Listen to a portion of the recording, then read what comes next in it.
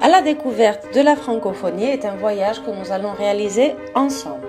Tout d'abord, je vous montre la carte actuelle de la francophonie où nous pouvons observer les 54 États et gouvernements membres de l'Organisation internationale de la francophonie de couleur orange, puis en vert les États et gouvernements observateurs et en rose les États et gouvernements de membres associés. Avant toute chose, vous allez me dire qu'est-ce que la francophonie? C'est tout simplement l'ensemble des pays où l'on parle français.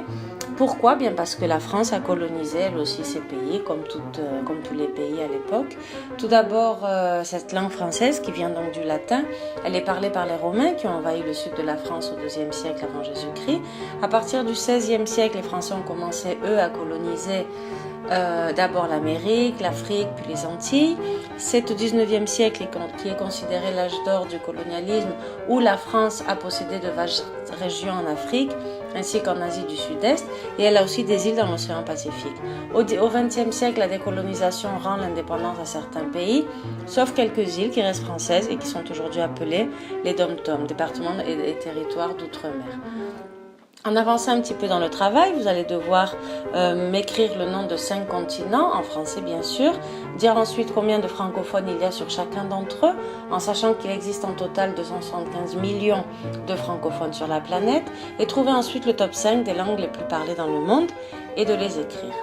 Les DOM-TOM dont nous parlions tout à l'heure, aujourd'hui appelés les COM, les collectivités d'outre-mer, vous allez voir une vidéo que vous trouverez sur la page, le blog de l'Augusto Brega, sur le libellé de 4e DSO.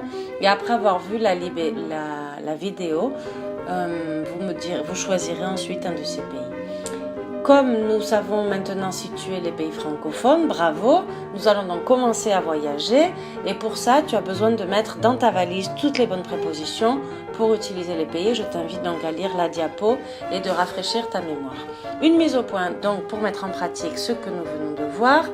Et tu nous diras ensuite quelles sont les 3 langues les plus parlées dans le monde, les plus étudiées en Europe, celles que tu préfères et les pays préférés. Imagine ensuite que Eva et moi, nous allons faire le tour du monde et tu mets les prépositions devant les pays que nous allons visiter. Quel temps tu vas utiliser pour ton travail? C'est simple, le futur, puisque c'est un voyage que nous allons faire pour de bon. Souviens-toi que la formation au futur, c'est à partir de l'infinitif, à l'infinitif du verbe, qui est suivi de et, a, on et on, et que quelques verbes sont irréguliers. C'est parti, donc tu vas organiser un voyage dans un pays francophone de ton choix. Ton travail sera une présentation orale devant tes camarades, le support sera visuel, néanmoins tu pourras choisir le format PowerPoint, Prezi, Word, PDF comme tu veux. Tu vas donc te mettre en situation réelle avec des données réelles et ton travail doit être le plus réel possible. Premier point à travailler, ton pays, où il se trouve, situation géographique, le nombre d'habitants, le climat, la monnaie, comment y arriver. Je veux des horaires, des dates et je veux des données réelles, savoir combien ça coûte. Deuxième point, les activités, quel type de tourisme reçoit le pays, si son économie, si le tourisme est une partie importante de son économie, tu vas me donner les activités touristiques à faire, les expliquer, me dire combien elles coûtent aussi, parler des festivités s'il y en a qui sont caractéristiques. En parlant ensuite de la gastronomie, en troisième point, les plats les plus typiques, tu peux aussi présenter une recette de ton choix si tu veux et illustrer avec des photos.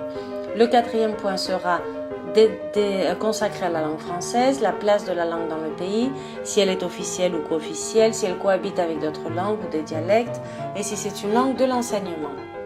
Finalement, nous évaluerons le travail de façon collective et individuelle, c'est-à-dire qu'il y aura une grille d'auto-évaluation et de co-évaluation où on évaluera les compétences pragmatiques et linguistiques sur ton travail. Finalement, nous choisirons quel est le meilleur voyage et tu auras un prix. Bonne chance!